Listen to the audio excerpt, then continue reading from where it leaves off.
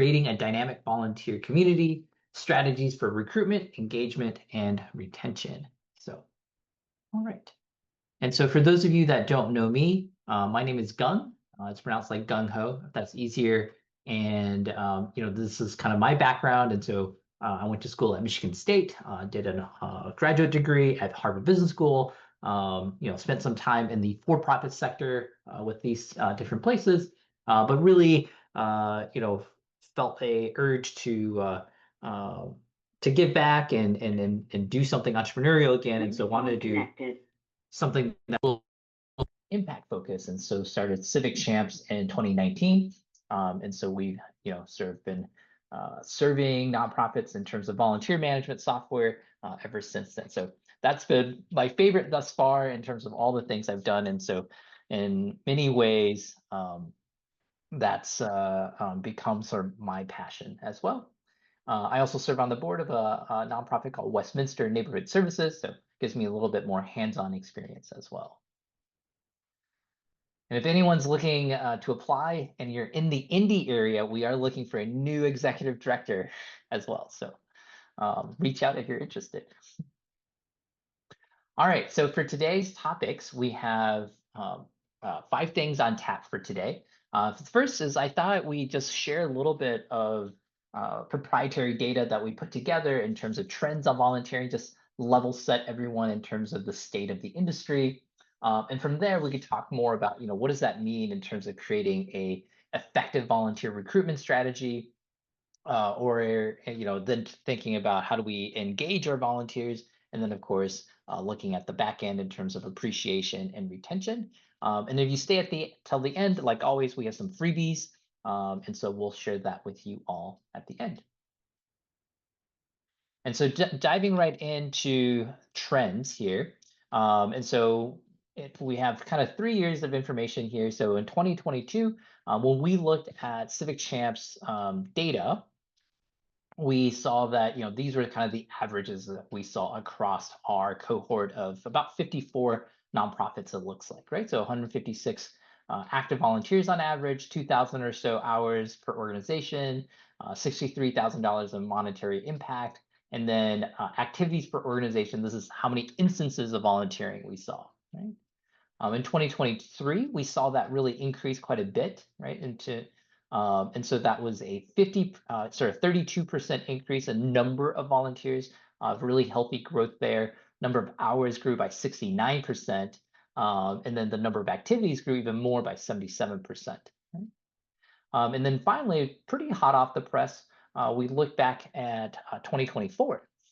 And the really nice thing that we saw was that trend has continued, right? And so the number of volunteers went up another 34%. The hours went up by about 9%, so not nearly as much. Monetary impact was up 9%, and then activities grew another 46%, right? And so some of the things that we've seen, I guess the conclusions that we kind of drew from that is the hours per volunteer really ticked up, and has come back down here in 2024, whereas the number of shifts has continued to increase. So you're seeing sort of a trend towards shorter duration volunteering opportunities, right? And so going from 2.7 hours on average in 22 to 1.9. Part of that, as many of you might know, is driven by the increase in corporate volunteers getting back into volunteering as a group, right? You saw a lot more of that last year in 2024. You'll see that continue here in 25, whereas you didn't quite get as much of that in 23 yet, right? As 22 is really the first year out of COVID, if you will. 22, corporates weren't quite as engaged yet, but you really saw them come back pretty strong last year. So hopefully that all makes sense. If you have any questions, by the way, feel free to put that in chat. We're also recording everything today. Sorry, I didn't go over that earlier. And we'll send out slides to everyone as well. Okay. So, and I'll try to monitor the chat as well here, so that if anyone has anything that comes up, I'll make sure to keep an eye out for that. All right. All right, and so that's not just our data that we saw, but really, if you looked at Volunteer Match, which is now Idealist, they also saw a pretty strong increase from 22 to 23 in terms of number of connections that they made. And then if you looked at Toby Johnson's research that she does every year, you'll see that kind of also shown as well. So you'll see here, this is fall 2022, which is really in the midst of COVID, right? And so this is number of active volunteers per nonprofit. And on the left is none, that big bucket right here, 1 to 25 taking up 30% right here, right? And then, the buckets kind of growing smaller and smaller here on the right, so that these are sort of the higher, maybe 1,000 plus volunteers or 1,500 volunteers even. And what you'll notice is that really you'll see that on the left side, all of those blocks kind of shrinking down, right? So you have folks that are no longer just 1 to 25 volunteers, but really growing into these bigger buckets here over time. And then the average hours for volunteers has also grown based on Toby's research. And so it's great to see that kind of validated, not just in our own data, but also by others. Right? And then last but not least, this is something anyone can do if you did a search for volunteering opportunities near me on Google. This is the people number of people kind of searching for that term over time on Google. And so this is in 2019 before COVID. You see that big dip here during COVID. And then you see this kind of steady growth actually that's continued even after growing beyond pre-COVID. So I think that's a great sign, right, in terms of people willing and wanting to volunteer, which I think everyone here can appreciate. And so when we think about volunteer recruitment, right, it's not that people aren't interested in volunteering, I guess is the first takeaway, but rather, for your organization, how do you capture that interest? How do you engage people? How do you keep them, right? And so one of the things that one of the folks I love, in terms of experts in the space, his name is Rob Jackson. We had him on for a webinar, I think about a month or two ago as well. And so we'll have him back again for those of you that also enjoy listening to Rob. But one of the things that he mentioned, and I thought really resonated with me, is that you as a volunteer manager are often asked to do these three things when looking to improve recruitment or retention, which is you gotta do more of what you're doing today, right? With more intensity and more, you're posting here, well, you gotta post on these other places, or you gotta post more frequently. You gotta try new recruiting strategies, right? And try to catch their attention and to stand out from everyone else. And then you need to find new ways to like seek more people, right? What are the if you're working with churches today, well, could you look at working with corporates, and maybe you should also look at recruiting from schools, right? Um, but his thought is that the world has really changed, especially with COVID, and thus we as a sector must also do so. And in his words, right, if the roles we want volunteers to do aren't flexible and impactful enough, then however well crafted and fancy looking our recruitment campaign is, we will still struggle to engage new volunteers, right? So for him, it's less around doing more, but really doing things a little bit differently, right? And then if we're not prepared and set up to be flexible, to let volunteers take a break, to switch roles, to walk away, then our retention efforts will stall and likely fail. And we keep volunteers by being open to letting them go, not hang on to them for dear life. And I thought that quote was pretty powerful and certainly resonated with me.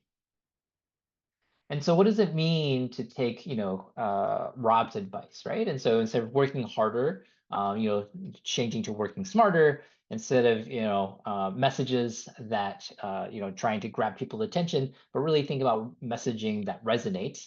And instead of finding more recruitment channels, right, it's really around recruiting the right channels and the right candidates. And so that's kind of what we're going to dig into today is how do we work smarter? How do we craft messages that resonate? And how do we recruit the right candidates in the right channels? And so, yeah, so here's kind of like a rough, 5 steps, right, in terms of, thinking about a recruitment strategy, hopefully this can serve as a helpful template for folks, right? And so targeting the right candidates, so identifying your ideal volunteer personas, right, is kind of step one. Then understanding what matters to your volunteers, speaking their language, meeting your ideal volunteers where they are, right? Making sure that, to Rob's point, having flexibility in how in what volunteers can and cannot do, providing enough details up front, right? And then asking for referrals. And so we won't go into all of this. Like I said, I'll share the presentation here. And there's, if you click on this, I think it takes you to a Canva page that you can have this template.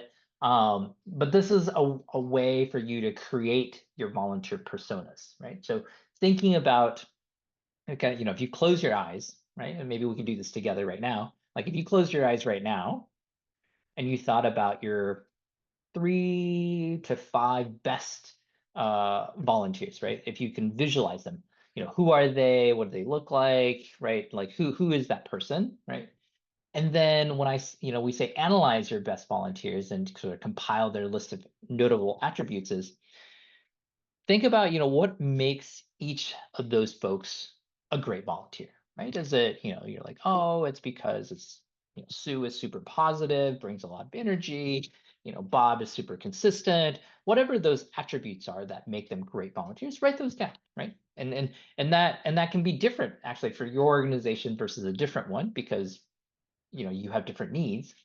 And so then think about, what are some of the challenges that they might face either before, now, or potentially in the future, that prevents them from potentially continuing to volunteer with you, right? And then you can think about, segmenting your volunteers. And so you may only have one segment, which is like all my volunteers kind of neatly fall into, my good volunteers neatly fall into this bucket. But you may also identify that, hey, there's actually kind of two types of good volunteers that I have. There's Sue on the left and then Bob on the right, and they have slightly different attributes, right? And then you can think about what makes them different. And that's how you can create a persona for your volunteers, right? So you can get one for Sue, one for Bob, and that helps you visualize and think about who is it you're targeting when you're creating your recruiting messages, right? You're trying to recruit for Sue, right? It's always easier when you have a specific audience that you're trying to speak to, at least mentally, when you're creating these messages. Of course, step 7, right? Review and refresh over time as things change. And so this is another example. We won't go into it super deeply. Just want to provide it for folks to say, like, hey, here's maybe what a persona could look like, right? Here's Jade, here's what she looks like, here's what she does, here's her motivations, et cetera, et cetera. The thing that I want to spend a little bit more time on, and that I think is more unique, is, okay, let's say you have this persona in mind, right? Now as you're crafting your recruiting message, what is it that you're actually going to write? What are the words you're going to use? And one of the tactics we like to use here at Civic Champs is what we call language market fit. And basically what that means is, how do you identify the language that resonates specifically with the market or the people that you're trying to target? In this case, your specific kind of ideal volunteer persona, right? And the main way you do this is really by interviewing folks, right? And so if we were doing this live in person, I'd have one of you come up to the stage and we'd actually do this, live, right? And I'd ask you some questions. I mean, if someone on the call is open to it, happy to try that out here over Zoom as well. If you want to put in chat, like, pick me, I'm happy to do that. But otherwise, I can also talk through it as well. So you're gonna basically identify, ideally, new volunteers that are a good fit for you, right? That have come recently, that where the joining your organization is still somewhat fresh on their mind. And what you want to do is you want to interview them and you ask them some questions around, why is it that you decided to volunteer with us? what were you doing when you were, as you were searching for options? What were you looking for, right? Because it's likely that they weren't just comparing different volunteering opportunities, right? They were probably comparing different things to do generally, right? So like they could volunteer with you, they could go hang out with their friends, they could, meet with their family. There's also, take lessons, and better, personally, improve themselves in some way, right? There's all sorts of things that people can do with their time, and they chose to spend that time with you as a volunteer. And so you want to understand why is it that they did that, and and it's less around the ideas of why they decided to volunteer with you. That's important, but more in this exercise, we want to look for the very specific words that they use, right? And so um, in addition to asking why they volunteer, you might ask them, how would you describe our organization? How would you describe our volunteer program? What are your favorite things about our volunteer program? And again, all of these questions are there to kind of fish out how they try to describe your nonprofit and your volunteer program and what resonates with them. Because when you write something to recruit for volunteers, if you think about yourself when you're searching for, I don't know, a product online and you're googling it, right? You're going to search like, I want to buy, what was I was trying to buy like kitchen utensils, yeah, well, like a pot, like a pan, right? Like a non-stick pans, right? So you say non-stick pan, right? And what you're doing then you're scanning through and you're looking for keywords, right? That kind of resonate with you. And so obviously nonstick is a keyword, but there might be other keywords that really resonate with me. And I'm like, oh yeah, and then that's a link I'm gonna click, right? And impactful, yeah, to Lori's point, right? Like impactful has lost its impact, right? So synonyms. And so this is great. What you want to, the way to find the synonym, Lori, in this case, is you ask the volunteer and see what word they use, right? And because that's the most important. It doesn't even matter what your ED uses, what your board likes to use, because so much of what happens is that we start to train ourselves to speak about our mission and our organizations in the way that has been taught to us, right? But that's not how the public, right? If they don't know us, that's not how necessarily they would describe what we do, right? That's not how necessarily what would resonate with them, right? And what you want to find are the things that really, excite them when they see it. They're like, oh yeah, that makes sense, right? And so you do this interview, you write out these keywords, and it's super interesting as an exercise. You don't have to do a lot of these. I usually think, if you do 3 to 5 of them, you're probably good. And then from using those keywords, right, you can draft some headlines, right, around, what is it that you do, try to recombine the ideas that your volunteers had, and then you validate those headlines, right? With a 5-year-old, so to speak, right? And to make sure that it's comprehend, people can comprehend it, they understand what you're trying to say, and then you can finally, if you want, you can do some A/B testing, right? So you could run some Google ads and say, I'm going to try this variation on the phrase, and then I'm going to use a synonym, right? To Lori's point, and see if that resonates more, and see who how many people clicks on the ads. This last step, I think, is actually optional, right? Not, you don't have to do that to get, let's say 70 to 80% of the value, right? Let's say cat, volunteers totally rewarding, you're one of the as my pet, my purpose is fulfilled. Yeah, that's great. And so yeah, Kat, that's really awesome. Like if we were interviewing you and this is what you said, some of the keywords that might pop up for me are, passion, fulfilled, help them to be happy, right? Like healthy and loved. Like that's great. Like you can see a little tagline that's like, you know, help our help our animals be happy, healthy, and loved. Show your passion by volunteering, right? It's something like that, right? Um, But that's kind of the idea, is finding those keywords there. All right. And so here's some examples. Again, this is a ton of examples. We're not going to read through all of it, or we're going to be here forever. But again, I'm sending this out, so you all have a copy of this. So feel free to use this as inspiration. You could use ChatGPT as inspiration. That's another good way to do it. But these are some examples for maybe like an animal shelter of like taglines that you could have you could try, right? Uh, and then we talked about struggles, right? Um, and so this is again something that you can ask your volunteers, right? So, what are some things that uh, have prevented you from volunteering in the past, right? What's something you were concerned about when you were considering volunteering with us, or was there anything where you were like, oh, I'm not sure if that would be a good fit, or right? And so these are some examples, right? There might be emotional challenges, time constraints, physical demands, limited resources, burnout, etc.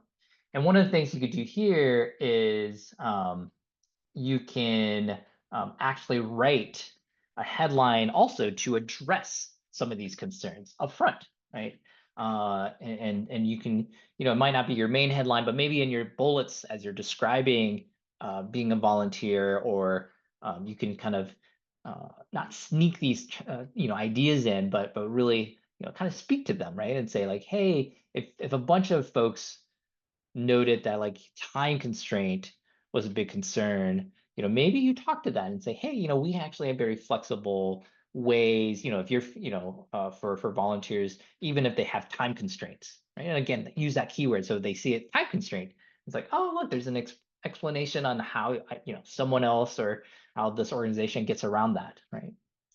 Just to make them feel like you're addressing some of their concerns. Great. And thanks for, yeah. And also shout out to Kat and Anne and Lori for posting in the chat. It makes it easier for me. So I have some interaction. All right. And so here's some more, example headlines. Step 4 here, right? Provide enough details up front. One of the things, I've noticed because we're in the software space is we always say, hey, you can embed our volunteer calendar on your website. Here's your website. Here's maybe where you can place your calendar, etc. What I've noticed though, a lot of times on nonprofit websites, is that there's not a really clear call to action, or what we call a CTA, right? In terms of volunteering. Sometimes you'll see like a donate button. Actually, oftentimes you'll see a donate button. And it makes it very easy, right? Like, oh, yep, if I want to donate, I click that button. More often, right, in terms of volunteering, you see something like get involved, and it's some drop down hidden, and then there's volunteering here on the sub list, right? And it's buried in some way. And so what I would encourage folks to think about is, could you get the same kind of donate button, on the website, on your main website, just like a volunteer button as well. And so that if someone wants to volunteer, they go on your website, they're like, it's very clear immediately. They don't have to dig around your website to figure out how to support you with their time, right? The other part about providing enough details is having a volunteer job description, making sure that people know what they're signing up for upfront. This will save you a ton of time as well, because you won't get folks who aren't a good fit, right? Reaching out. I know we kept using animal shelters as an example, but that's probably one of the cohorts that has the most challenges with this, right? Everyone feels like, oh, yep, I want to hang out with the dogs and the cats. And then when they learn what's actually required, they're like, ah, never mind. Right? And so having a job description can be helpful as a little bit of a filter, a little bit of screen, but also make sure that when folks show up, they know what to expect. They're like, okay, yep, I read the job description, and I know what's expected of me. And so when I show up, I'm not surprised by anything, right? And being surprised is often a recipe for having unhappy volunteers. Best recruitment strategies, practices, right? So there's a kind of another list of 10 here, right? So again, I don't want to dig into these so much. So we'll leave you guys to read those on your own here. But I'll spend a little bit more time. We talked about speaking to objections earlier. Here's a couple examples specifically on how you might respond to different objections. Right, I'm too busy to volunteer. And one of the best methods for addressing this, I think, is actually you could do this on social, maybe have some of that content on your website as well. But you could have a little short, just like do a short video where you ask a volunteer, like, hey, why is it that you volunteer? And if any one of them can talk to one of these objections, that's great, right? It's like, oh, yep, I was worried that I didn't have the skills necessary. Like, let's say Habitat for Humanity. They're like, oh, they built homes. I don't even know how to hold a hammer properly, right? Like, what can I do? Like, I don't think I have the skill. That's not true. They'll show you how to, they'll show you how to help. And so you might have just like short little video of someone say like, yeah, I loved it. And by the way, I've never even picked up a hammer in my life before. I was super worried that I didn't have the skills necessary. That turned out not to be true at all. Really, anyone can come and anyone can help, da da da, right? And like really address that upfront for folks. And that's helps you with recruiting generically, but specifically it helps you address maybe some concerns people might have.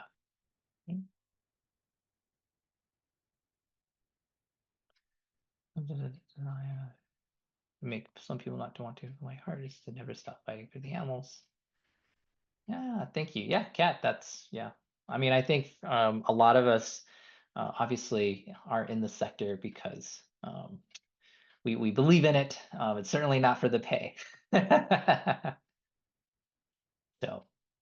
All right, so emerging strategies in volunteer and engagement. And so how do you, going back to Rob's, points, right? So we talked about recruiting now. And so let's say we have our volunteers that are showing up, how do we engage them in a way that helps them keep coming back? How do we engage them so that they're able to contribute, right? And one of the things that we'll talk about is micro volunteering.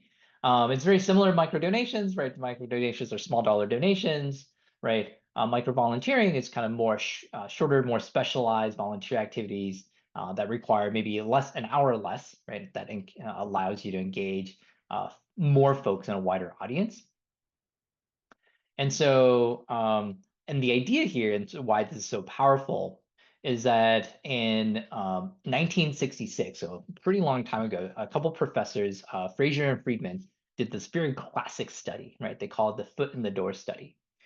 And so what happened was they made a bunch of phone calls, right, to then housewives and said, hey, Mrs. So and so, what is the kitchenware that you have in your home, right? And would you mind? We're doing the survey. We're trying to understand, what kind of items are in each household. And people are like, okay, yep. They walk around with their phone with a big line, right? And they say, I have so many plates. Oh, these are 5 large ones and 10 small ones, and etc. We have X amount of forks. These are the types. Da da da da da, and do a little bit of an inventory, right?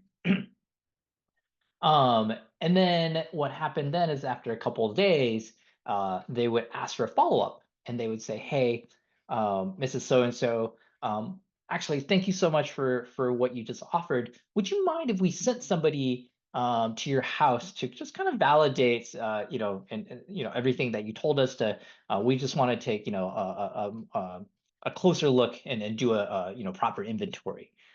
What happened is that 52% of the women agreed to this visit after through that two-step process, right? And what these professors or researchers did they also tested where they did just a second call, and they said without asking for that inventory up front, they just asked, hey, can we send somebody over to do an inventory? And then only 22% of the women then complied and said, "Yep, yeah, come visit." And more of them were like, "No, I don't know you. No, thank you. Please don't come." Right. And so that is a huge gap, right? That's more than double the folks, if they did that initial phone call with you already. And this is what they call a foot in the door. And that's where micro volunteering can be super powerful, right? That is your way to get a foot in the door with that volunteer, right? And so instead of saying, hey, yeah, I need you to come here every week, right, for 3 hours, consistently for the next year, and that's what it means to be a volunteer. It's like, are there ways for them to at least learn about your mission? Are there ways for them to see some of the impact the organization have without having to make that upfront commitment already, right? And some of that could be these small acts of service that they could do, um, right, instead. And once they do those small acts, and they're now more interested and more sold on your mission, then asking them for that bigger, commitment is much easier, right? Um, and then I see Lauren asks, does anyone here recruit for CASA or GAL? That's a bit unique recruitment. Yeah, because we do ask volunteers. Um, yeah, actually, yeah, Lauren, and this could be an idea. I know CASA, obviously, lots of training, you have to do the background check. But again, the challenge is, could you could you widen the pool of potential people up front and say, hey, you might not know about CASA, but here's a way for you to know about us and maybe support our cause without having to commit to the 30 hours of training already. And once that person is like, oh yeah, these kids really do need our help, right? And I've in some way feel like I'm a part of that already. It's a little easier for me to say yes. Now let me take that, bigger commitment, right? And so, food for thought, right?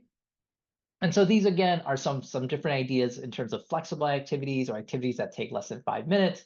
It could be that you're asking people to share your organization's post on social media, maybe leaving a review for you all, maybe it's completing a survey, signing a petition, right? Those are all options. Recording a quick video, right? That they could say like, hey, this is so and so. I really love da da da da, right? We really encourage you to also support them, right? That's writing thank you cards, right? If you're in CASA, right? Like even they don't have to be part of CASA, right? But maybe for your volunteers, they could be like, yeah, can you write thank you cards to our folks, and you have a little event, and people are like, oh, this is great. Tell me more about what do you guys do, right? It's just a way for you to have another uh, softer commitment in to folks, right? All right. Now we'll talk about volunteer appreciation and retention in terms of best practices as well. And so here, I think these are oftentimes they're not, these don't change over time all that much. But being responsive, right, showing your interest and excitement. This is both from like what the moment someone applies, how long does it take you on average to get back to them, all the way to, if a volunteer has a question, how responsive can you be, right? um, Providing clear directions, right? This is related to the job description we mentioned, but also just when they show up, is it really clear how they get started to work, so to speak, right? Collecting feedback from volunteers, showing genuine appreciation, of course, asking them to come back, right? Sometimes we just forget to make the ask. We assume like if you liked it, you'll just come back. Often that's not true, right? Like if you just like anything else in life, if someone asks you, you're much more likely to do it, right? And so don't forget to make the ask, right? So like, oh yep, they had a great experience. Let me ask them if they'd be willing to come back, right? And make that ask, make them, verbalize that commitment to you. Getting more donors and volunteers involved in both ways, right? Like a lot of folks are shy about maybe asking their donors to volunteer, when in reality, donors are volunteers are more likely to donate more consistently. And so if you think about donor retention, another great way to keep them as donors is actually to ask them to be a volunteer, right? You can get a pledge from folks, right? And then you can invite a friend next time. So those are a few ideas for folks. But what I wanted to spend more time on today was we actually work with Indiana University, with a professor, Tipnis. He was on, I think, also maybe 3 or 4 months ago with us talking about analytics for volunteer managers. But one of the things that he did for his dissertation as a PhD student is he looked at a cause and effect analysis on how to improve volunteer retention, right? And so they wanted to see a couple things, right? So the main question he wanted to answer is, how could we improve volunteer retention using little to no money, monetary investment, right? Are there things that we can do that don't require money, don't require me to like give out gift cards, right? Um, and then some of the tricky parts of this analysis that he did is um, trying to understand, if some, since we're looking at retention, if someone came back, is it because the activity itself that they're coming back to was inherently more interesting, right? Maybe I helped table one time, and then when I came back, it was for like the big annual gala, and that's like the flagship event, and so everyone wants to do that anyway, and it wasn't because we did something special when I was tabling, right? And then in his case, he was working at looking at data from a food bank, and so they had a lot of group volunteers. And so what he also wanted to make sure is, did the group just come back together, right? And so you can't, if they came back together, then we're not going to give them credit for that, right? It's only if the individual volunteers, if they came as a group and they came back independently, he would count that as retention, right? And of course, and then there might be seasonal or weekly variations, and so taking all of that into account. So pretty in-depth. Obviously, you can't do a PhD dissertation on something very trivial, and so he spent a lot of time on this. And so the sort of the thing they tested, right, was could you use experienced volunteers as and make that into a more formal support system, right? And so the Gleaners Food Bank of Indiana was the client that they worked with, and they have a regulars program, and that's defined as 10 shifts or 30 hours. And if you do that, you get a little name badge, and right, then you're like kind of more, more official, right? And by the way, even little things like this make a difference too, right? People feel like they're big acknowledged in a way, right? And so this program is pretty small relative to the size of the organization. They only have 238 regular volunteers versus 15,000 annual volunteers. So these guys have a lot of volunteers normally, but only a small segment of them are these regulars. And so here's Vinette. Here's the regular volunteer that he was kind of paired with when he was there. And so what they found is that or what they try to look at is, does the volunteer return in a 3-month period after the initial shift independently, even if that initial shift was with the group? And then they looked at whether the volunteer was in a shift with regular volunteers or without a regular volunteer, right? And so this is the outcome of what they found. And so if there was no regular volunteer, right, it was a 10.3% probability of signing up again in the next 3 months, versus if there was a regular volunteer, it was 11.8. So kind of a 1.5% or a 15, sort of 14.6% increase, right, in terms of retention for these volunteers, right? So that, some of you may not know this intuitively, right? But it's always nice to have numbers. But if you have regular volunteers or experienced volunteers, when you have your new people come in, it does help in terms of getting those new volunteers to come back again, right? And so he also broke that up, and they said, hey, if I came in as a individual volunteer, right, and I didn't have any, sort of experienced person with me, 31.46% of the time, I'm going to come back in the next 3 months by myself again. But if I did have sort of an experienced person, that goes up to 35%, right? Similarly, if I came as a group, right, my chances of coming back are almost zero, right, 0.7%. And then while still not very high, but almost 50% higher, 1.2% if there was an experienced volunteer. Now, for someone like cleaners, this actually makes a huge difference because they have tons of group. At 15,000 volunteers, a 0.5% increase makes a pretty big difference, right, in terms of the number of hours and the number of shifts that get covered. Okay. So hopefully that makes sense. A little bit more unique and kind of special to us, right, in terms of the content. All right, well, that's kind of the core of the presentation.